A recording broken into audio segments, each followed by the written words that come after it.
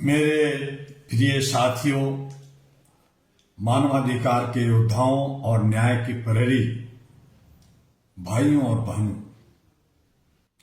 आज मैं आपसे एक ऐसे अनुच्छेद की बात करने आया हूं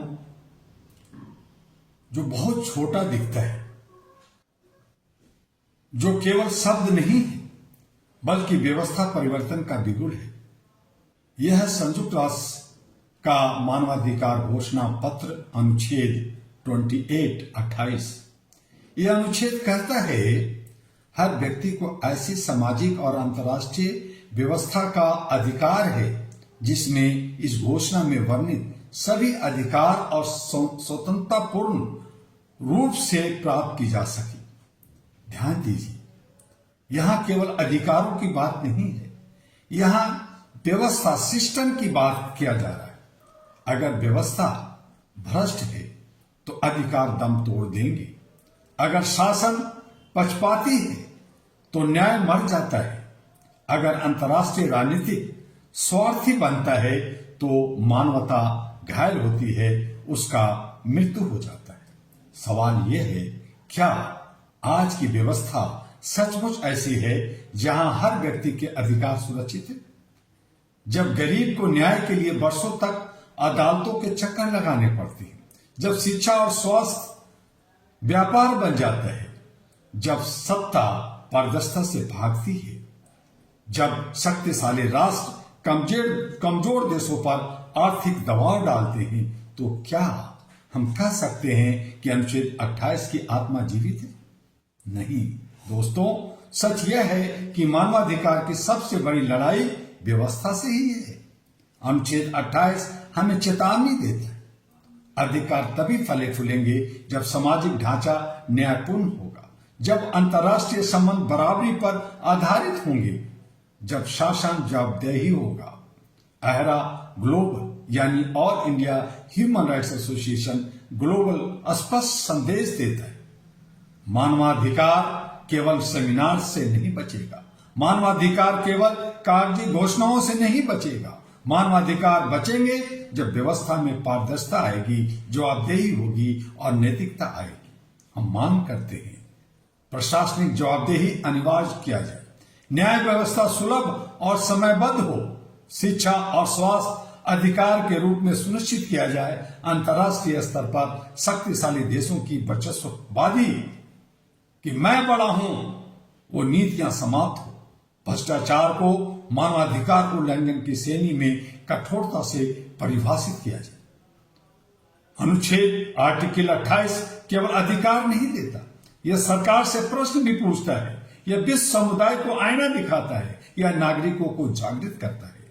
आज आवश्यकता है डर से नहीं, दृढ़ता से बोलने की, विरोध से नहीं, संगठित आंदोलन की, नारों से नहीं, नीतिगत परिवर्तन की।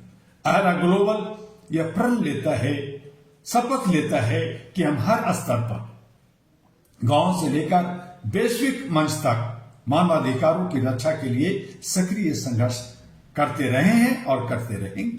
हम अन्याय को समान नहीं होने देंगे, हम भ्रष्टाचार व्यवस्था को निमित्त नहीं मानेंगे, हम अधिकारों को दया का विषय नहीं बनने देंगे।